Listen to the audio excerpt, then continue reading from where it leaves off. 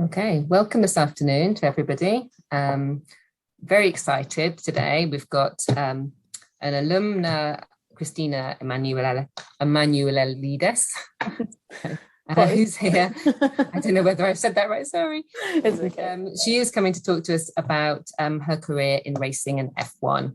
And she is a fluid dynamic engineer at Alfa Romeo F1, the F1 team, which is ORLEN. So welcome, Krystina. Thanks. We've also got Ella Barrington, who is the chair this evening, and she's a lecturer in engineering business management at the Oxford Brookes Business School, and she's also a commercial project manager in healthcare. So welcome, Ella.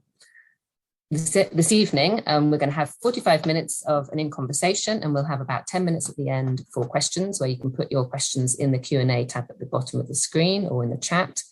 And just to tell you, it's being recorded. So I hope we have a wonderful and interesting conversation, and I will be here, but I will let Krystina and Ella continue this evening's discussion.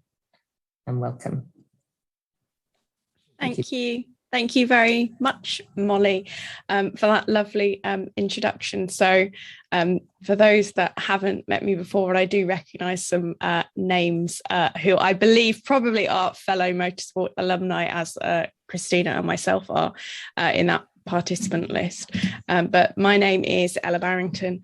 I'm not in the business school. I'd quite like to be. I am in the School of Engineering, Computing and Mathematics, and I graduated way back in 2008 with an MSc in racing engine design. And I was really excited when Molly suggested putting this webinar together, because the alumni motorsport community for Oxford Brookes is a fantastic community to be part of, but we're not always connected because of the nature of the industry that we're in. We're all very busy, we're all spread over the world, and actually sometimes it's really nice to take time like this to kind of get to know other people that are part of the same legacy that Brookes have. So it's thank you so much, Krystina, for joining us in this conversation today. So nice to also meet other fellow alum. So let's go back in time a little bit. Tell us, how did you end up coming to Oxford Brookes? Yeah, I think I grew up in Australia, and I was always wanted to work in motorsport. My school was on the F1 track, actually, and yeah, I had aspirations of being an engineer and working in Formula One. And yeah, I mean, if you think about it, most of the teams are in the UK. So initially I started looking at universities and degrees in the UK, and kind of had to read through all the prospectus books and did all this sort of research. And what I really liked about Oxford Brookes was that, it seemed quite connected to the industry. And if you do a simple LinkedIn search, there's so many people working in motorsport who went to Oxford Brookes. And I think the course really attracted me because of its diverse nature. There were a lot of topics being covered, and at the time, not knowing exactly what I wanted to do, it seemed like the perfect fit. So off I went from Australia to England, and yeah, it's all history from there. So had you come and visited the campus and things before, or did you just get on a plane from Australia for day one? Just blind. I mean, I think the year before, maybe a couple of years before, we'd taken a family holiday to see some family in Greece, and we stopped in London for 4 days, and that was the only time I'd ever been to England. And I just remember it being horrible, miserable, and cold the whole time. So it was a bit of a blind application to Brookes, but yeah. No, that's amazing. That's incredibly brave. I have so much respect for our international students, because there is so many brilliant stories like that where you just kind of took a chance, and so it's amazing. Okay, so kind of tell us a little bit more about what you studied at Brookes. Kind of what were your highlights? Yeah, so I did the motorsport engineering BEng, and actually the funny thing is I started on the automotive engineering degree and then only decided to swap based on the modules that were sort of different in the last year after I finished my placement year. So yeah, I did, I guess most of it, I think most people will know as well, most of the engineering courses have similar core classes, and then there's just a few different electives. Yeah, and I when I was doing my BEng, I was focused a lot more on the vehicle dynamics side of things. I did my dissertation in vehicle dynamics, and sort of had a keen interest for the data processing side of things. And then, yeah, it took a bit of a turn to to getting where I am today. But I think it was really interesting. Obviously, like I said, exploring different modules, and I had a chance to do a placement year as well, and I did design engineering for a company called AP Racing. And so it was really good to sort of take that in placement year and figure out whether this is something that I wanted to pursue, because I think everyone likes the design modules. It's a bit of a bit of creativity to everything, but in the end I decided it wasn't for me, and started trying out different things. That's a really interesting point you've made there about creativity in engineering. I think that's one of the things as engineers we need to get much better at talking about with young people, that it is a super creative field. Yes, there's maths involved, but actually it is about creative thinking and left side and right side of the brain going together, and so much design. And I think when I go into schools and talk about kind of engineering careers, half the kids turn off because they think it's going down a dirty hole absolutely. or servicing a car, and actually it can be really creative. And it's funny you say that, because I mean to this day I'm not sure my parents know exactly what I do, but there is this misconception that engineering is more on a hands-on side, and people need to realize as well, especially young people, like you said, problem solving is a creative process, and most engineers sit behind computers and get to explore different softwares, and it's just a very collaborative job in some aspects as well. And there's many different facets to the job for sure. Okay, so how did your placement year work out? So obviously you decided that maybe design wasn't where you wanted to go, but was AP Racing something that came about through Brookes, or did you find that placement off your own back? All my family are architects actually. So when I was applying for university, I also applied for automotive design as well as automotive engineering.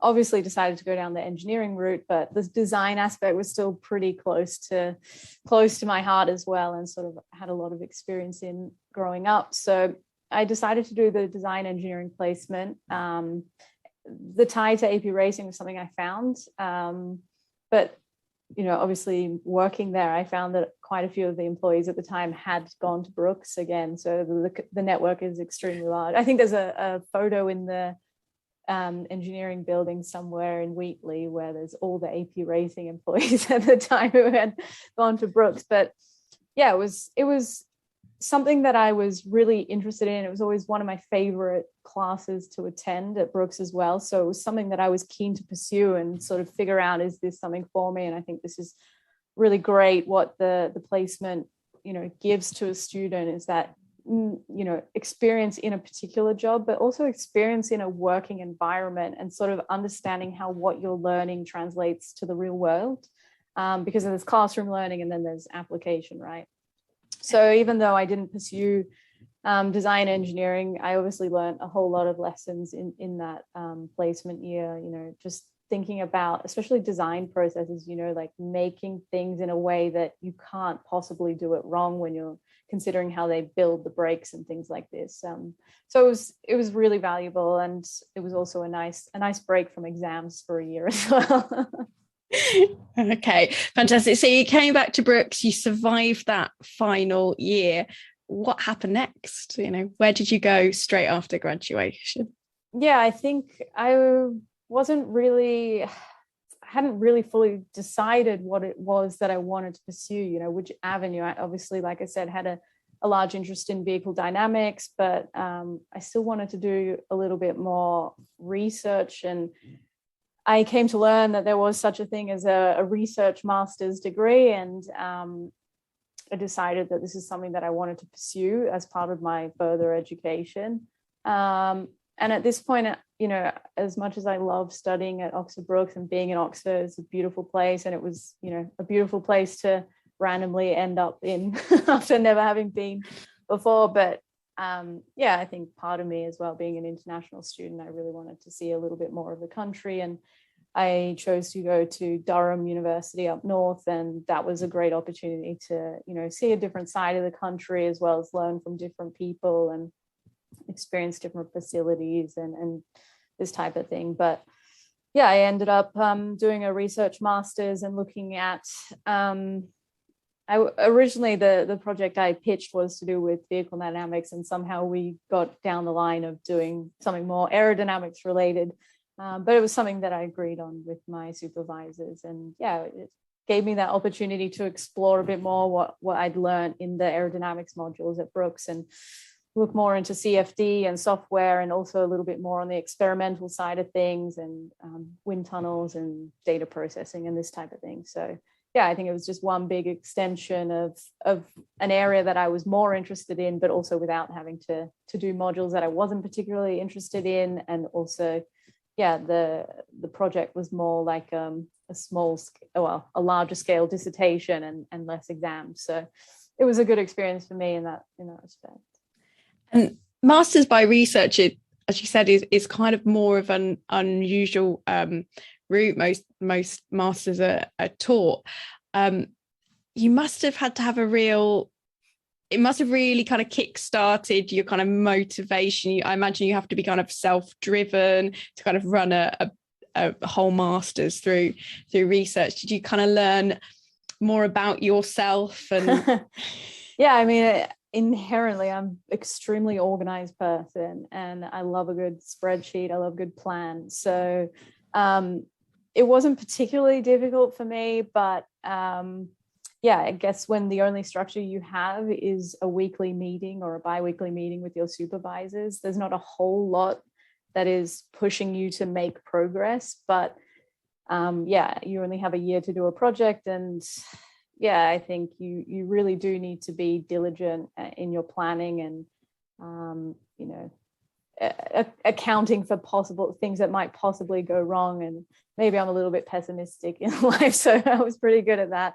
But yeah, I think it's, you know, you're kind of given free rein to make that balance between your social life at university and your academic life at university. And I think it was tough to balance, only because I was really involved in the sport side of things as well. I was playing football at Durham, and yeah, sometimes you can get a little bit carried away and forget that you're there to study and not to play sports. So yeah, I think it was an interesting way, and I'm glad I did it, because, you know, you kind of see both sides. You see like the structured course in your BEng, and then more of an applied self-reliant type of thing, which is more like a real life project.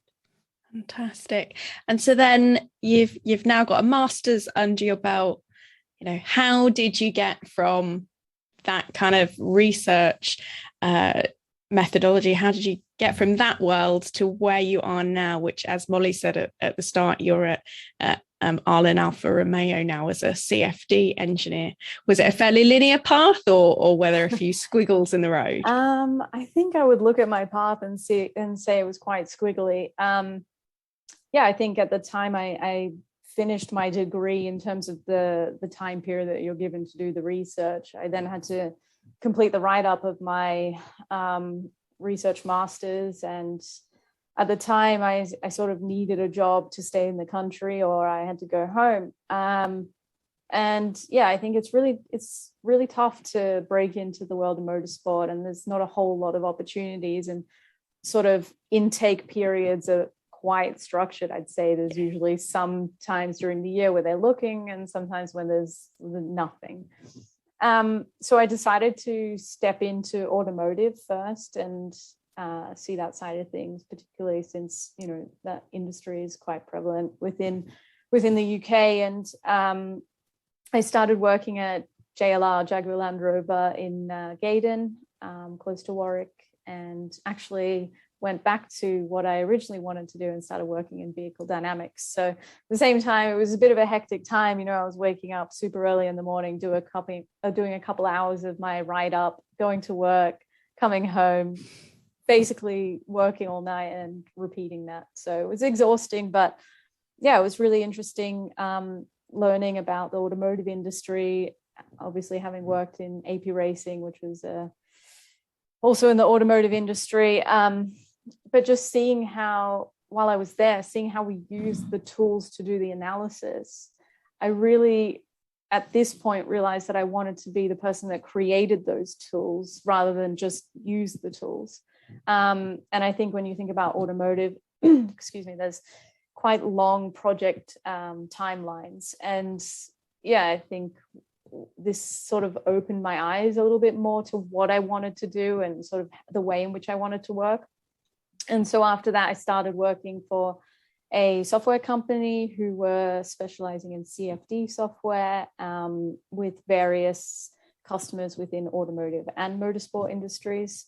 And so when I started there, obviously I was working on the tools that customers were using. And I was seeing how, with both motorsport and automotive customers, how the tools were used differently, sort of the way in which they were applied, the things you need to consider for both industries. And yeah, I think I was quite lucky to work with many motorsport clients and, being on site in their offices, sort of exploring the way in which different teams worked. And I think, yeah, basically more or less cemented the belief that I really wanted to work in motorsport. And yeah, that's how I ended up here now in Switzerland, which I'd also never been to before. No, you're obviously a very brave person, just booking lots of one-way flights. I'm in awe as one of those English people that, other than going to races, is far too scared to actually permanently leave the country. So no, that's fantastic. So I'm sure in amongst this group of participants, we've got some people who would like to follow your squiggles and end up in Formula One. What would you say kind of the main non-technical skills are? Because I think we can have a conversation separately about technical skills and software packages and all the rest of it, but engineering is huge and diverse, and all teams run in different ways. But there are going to be some key kind of professional, I'm not going to use the word soft skills because I think that does them short, but kind of what are the non-technical skills that you observed in all of those teams that you were just talking about being embedded in? What would you say are those kind of things that we need to have to survive in this industry? I think obviously it sounds a bit cliche, but I think passion is one of the big things because it sort of drives how you behave in every situation. Everyone that works in motorsport, well, most, I would say majority of people that work in motorsport have some sort of personal interest in motorsport. And so it's quite a special industry for that reason. And usually you're surrounded by other people who are passionate about the industry. So you kind of feed off each other in that respect. But yeah, I think if you're passionate about what you do and you're passionate about the sport, then that obviously makes you more dedicated. And I think one of the big things is, we work with such short timelines here, and sometimes there's problems that just pop out of nowhere. You look at in F1 this season and the cars in testing suddenly all bouncing all over the place and everyone's trying to fix things. But yeah, I think, if you're passionate, it drives you to be more motivated and to work hard and to not stop looking for the answers on things. And I think, yeah, without that passion, you kind of lack that motivation, and it's sort of the stem of all things. But I think being organized is also a very big thing because, yeah, like I said, with the short timelines, you kind of have to juggle a lot of projects at once and maybe consider multiple concepts at once. And yeah, it's obviously useful to be able to get on top of things and not stress out about it, because that's when things start going pretty wrong. But I think, like we see in all teams, it is a sport and it is a team sport, and so I think being able to collaborate with people and take criticism and take advice and be able to work with other people and adjust to how other people work and sort of adapt, because maybe you're not working with the same people all the time throughout the year as well. That's really important.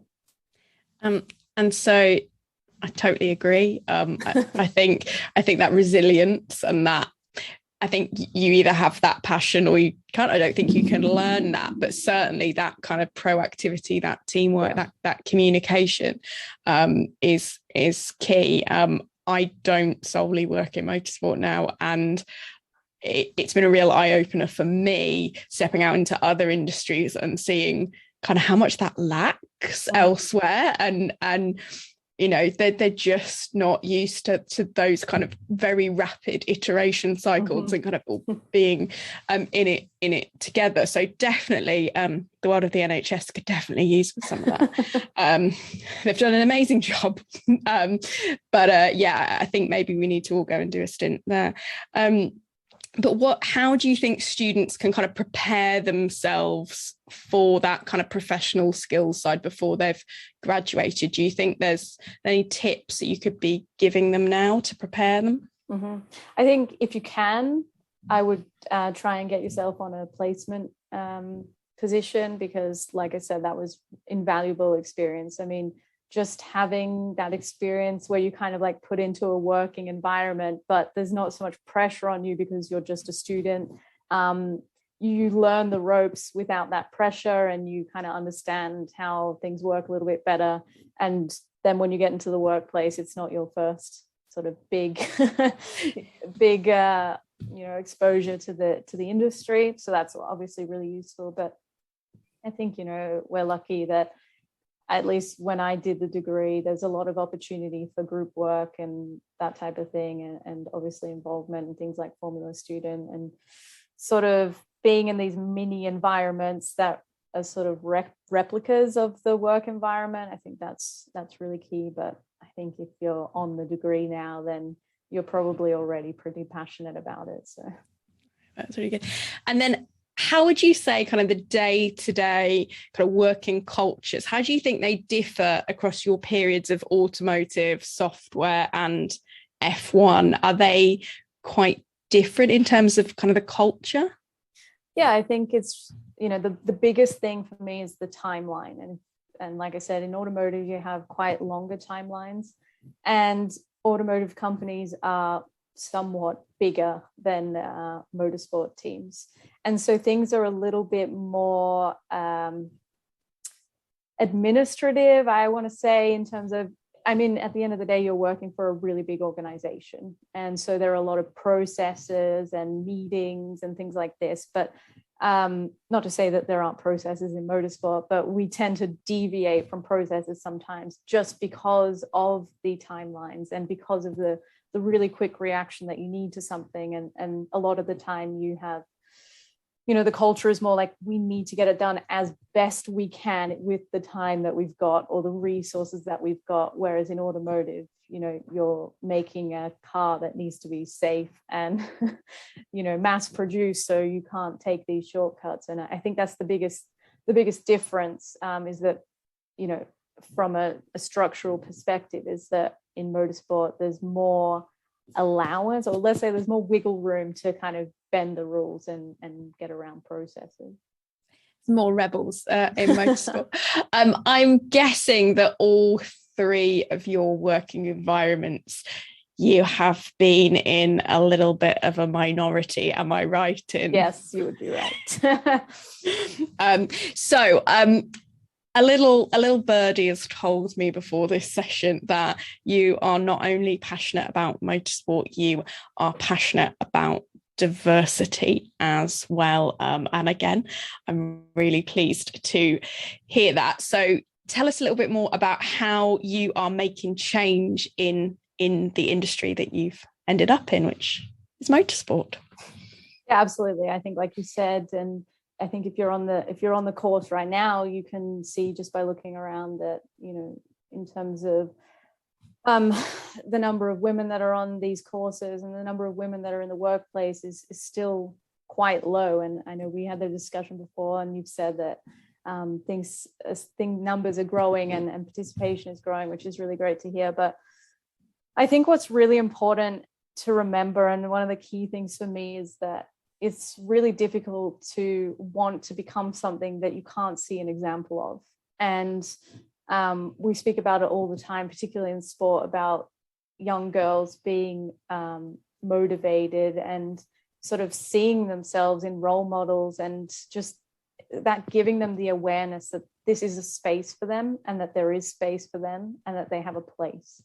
And I think that's really important to me, because of the fact that I know that when I was on the degree, there weren't so many women, and that I can still see today, you know, whether it was software, motorsport, or automotive in general, in these technical areas, we're still not getting the numbers up with the number of women within the industry. And so I've started working recently with Motorsport Australia, coming from Australia, on their FIA Girls on Track program. And this year at the Grand Prix in Melbourne, we'll be starting with a kickoff of a mentoring program where we'll be, you know, having the standard Girls on Track events, where we sort of get a group of young girls and show them all the possible careers within motorsport, whether that's, you know, physios, marshalling, engineering, media, all types of roles within the industry. But also carrying on a bit of a longer program where these girls have the opportunity to be placed with a mentor in this industry that they're most interested in, and then throughout the year sort of having checkpoints and helping them, maybe giving them advice on ways in which they can get into the sport, or helping them with projects, or just anything, sort of kind of being that person that can stand by them and help to inspire them and show them that they can be what they want to be. And there's obviously a lot of other things on the periphery. I think coming off the back of International Women's Day as well, as we were discussing, there's a lot of things that need to be done from an organizational perspective, in terms of, you know, making sure there are guidelines and looking at hiring policies and things like this. And this is something that I'm really interested in the background, and sort of working on some projects together with a few other people. But in the last couple of years, I've also been involved with an organization called Racing Pride. And since this year, the start of this year, I've gone from also being an industry ambassador to also a director of the organization. And where basically the premise of the organization is to increase visibility of LGBTQ plus members within the motorsport industry, but also sort of help to build the foundations of a more supportive and welcoming environment. So last year we announced a partnership with Aston Martin F1, and we've got a lot of other partners within the motorsport industry, particularly in the UK, and now working in North America. And we are going into companies, going into organizations, and helping them to build HR policies and guidelines, and look at how they can improve language within job adverts and internal documents and these types of things, just to make environments more welcoming, and sort of creating a space where everyone feels welcome. And I think, you know, whether it's looking at women in motorsport or the work that Racing Pride are doing, the core, you know, the main foundation of everything is making sure that the environment is welcoming. And I think as a sport, we come from quite a history of, you know, stereotypical, what society would call stereotypical male behaviors and examples that were shown throughout the motorsport industry. And yeah, I think where the important thing is to sort of step away from that and create more welcoming environments, and make sure that people don't not participate because they feel like it's not for them, or people don't consider careers in engineering or careers in motorsport because they think that they won't be welcome, or they don't see other people like them in the industry. And yeah, this is a really important thing to me, just because I do know people who have both not entered the industry for that reason, and who have left the industry for problems that they've had within these environments. And it's something that I want to make sure is sort of phased out by the time I leave, and yeah, hopefully leave it in better shape than than when I came. Yeah, I think if we can all just leave things in a better way than we found them, that's enough of a legacy. I worked with a driver when I was trackside who retired from professional racing and promptly came out the next day. And it turned out he had been hiding his sexuality for a 30-year professional career, and he just felt he would never be welcome. He wouldn't get sponsorships, he wouldn't get drives. And I thought I was a real kind of advocate for, you know, inclusion in motorsport, and I'd really only seen it kind of through my lens of kind of women in motorsport. And to some extent that's like the easier one to solve, because it's a little bit further down the line. But I think you're absolutely right in what you said, which is if we can just build this inclusive work culture, then actually everybody's going to benefit it. I've been watching Drive to Survive like everybody has been. I was watching it last night. There are many problems of which we do not have enough time left in the clock to talk about Netflix's editorial policy around motorsport. But something that kind of sprung to mind that I thought was brilliant was Susie Wolf just said, to win, you don't have to be an a-hole.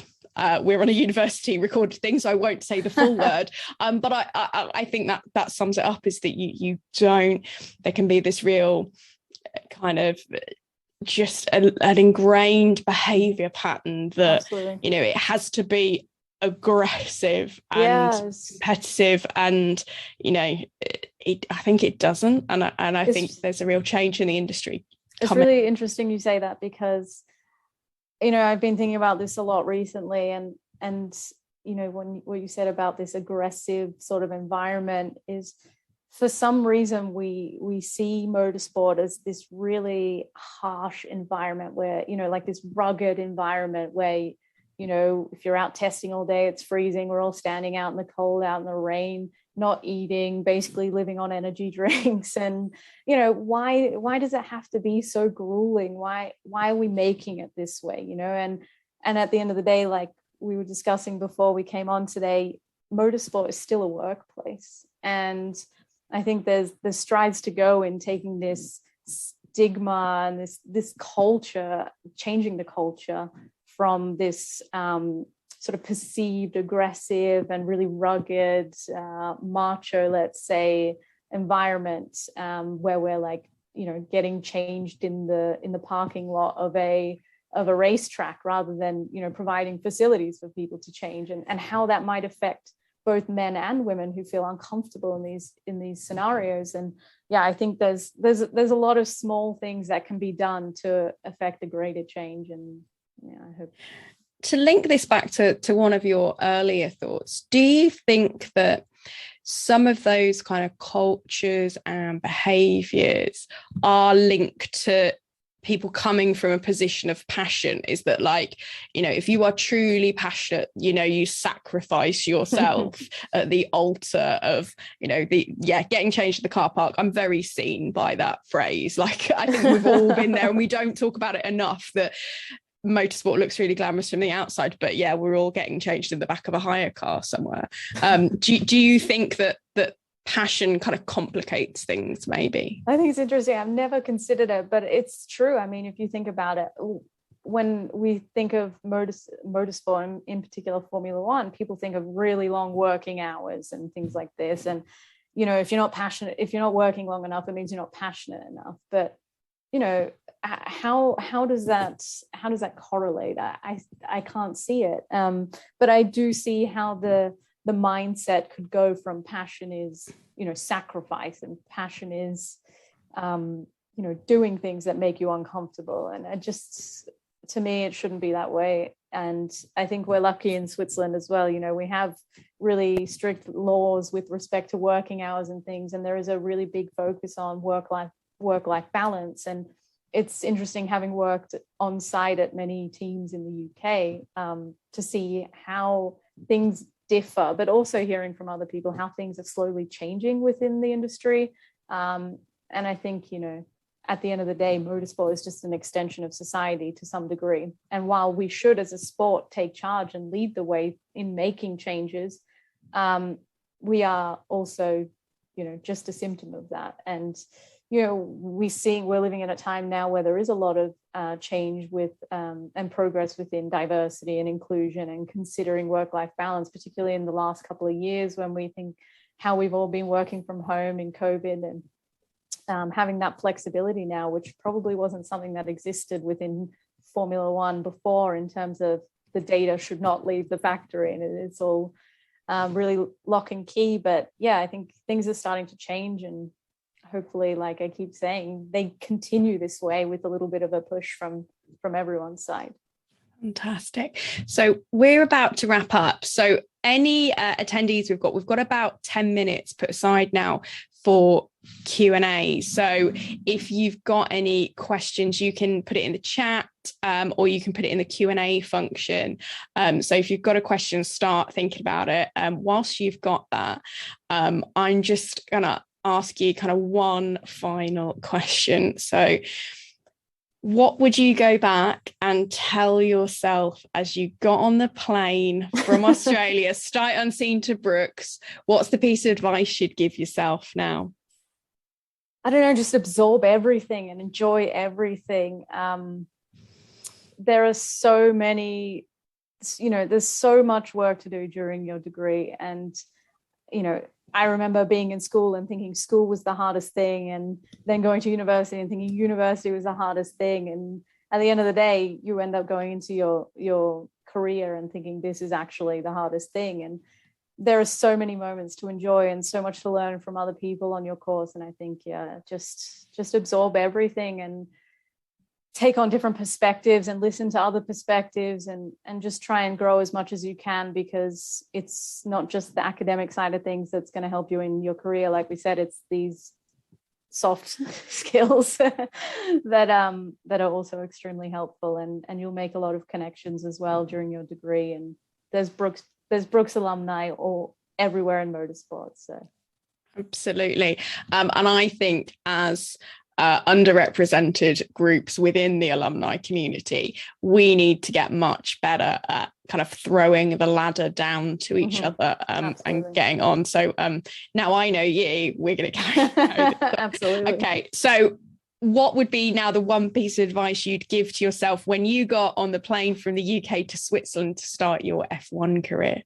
Pack a warmer coat. I think that's amazing. I think that is the perfect way to end this. And we have got questions in both the Q&A and the chat, which is fantastic. So let's go over to one of the questions in the Q&A, which is motorsport applications for motorsport opportunities are intense. So other than placement years and Formula Student, what else can students do to make their applications stand out? This is a lot of students message me and ask something similar, how can I get a job in F1? And I always say, when you go for your interview and you have no prior experience, I mean, a lot of the time people use coursework projects, but if you think about it, if 10 Brookes students from the same year are all going for the same job interview, then they're all presenting the same thing.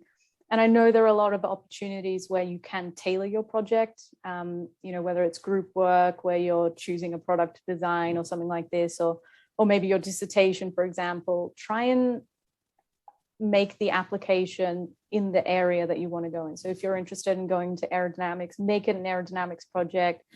Try and apply it on a car. Try and follow the same processes that someone would use in the job. Do the design, do the test, do the analysis, do the repeat of the design. Just make it as if it's a project in a workplace, and take that as a part to present, like work that you've done in your degree or something that you've done in your own time as well. Yeah. Fantastic. And then, okay, there's two questions kind of that are coming from a similar angle here, so I'm going to roll them into one. So this is a question that is old as motorsport itself, I think, which is, how do you get a job without experience in the industry or placements? I think we've already covered that slightly, but is there opportunities to move from different engineering disciplines? I think you're a good story of that. Do you think there's other, other people in the industry that have kind of done more of that? Yeah, absolutely. I think, like you said, apart from what I've just mentioned about trying to make your projects something similar to what you want to do, take a stepping stone. If you want to work in, like, for example, if you want to work in CFD, maybe you don't go straight into motorsport, but you do work for a software company, or you work for, something similar, something to do with aerodynamics or hydrodynamics or thermodynamics. Because at the end of the day, problem solving is still the key part of any job. And if you're using the right tools and you kind of have a similar area of expertise, and you're going through the motions of how you would apply your problem solving skills to the job that you want to do eventually, then that's always going to be a really good experience. And I've been turned away from plenty of jobs after my graduation, and I understand how students feel. A lot of the time the feedback was, oh, we went with someone with more experience, and you sit there and you wonder, well, how do I get that experience? And I had one extremely generous engineer who called me actually a few days after and said the same thing to me. And he said, just do something similar. It doesn't have to be on cars. It can be on fridges. It can be on air conditioners. Just do something similar and go through the motions and use that as supporting evidence that you can do the job.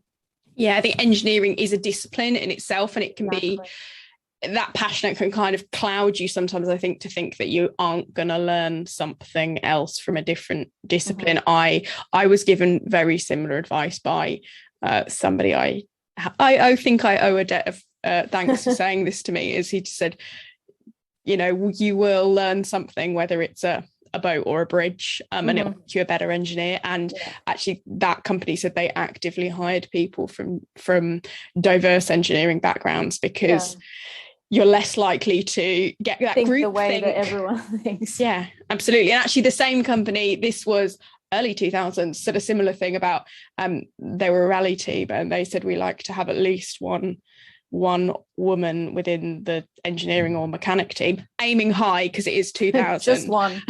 Because they said, you naturally approach a problem in a different way. So I think that's really important. And I would say the other thing from my perspective, to answer that question, because we get it a lot, is if you can get into the industry but not maybe the role that you think you want to do. I graduated in 2008. So that was around the time of the financial crisis. Yep.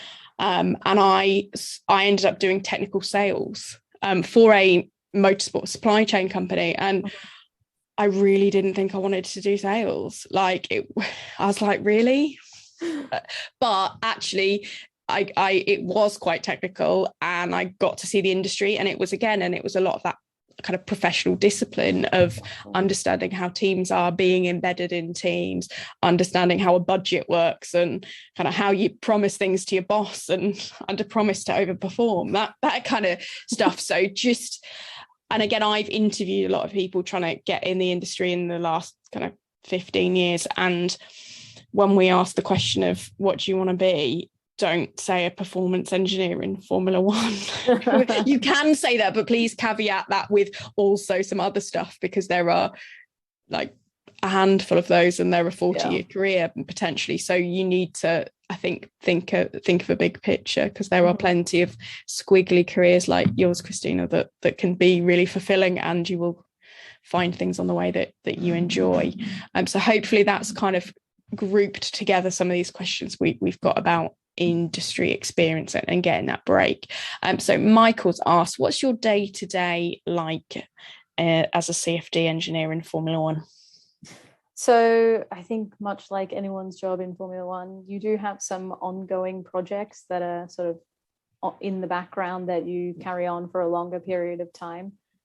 But a lot of the time it's something that is quite topical week to week or maximum 2 weeks, and we're looking at problems that maybe one group within the development team in the aerodynamics department are having with correlations. So I work in the correlation side of things, and people are in and out of the tunnel all the time, and then they come back to us and they say, oh, what we thought was going to happen didn't.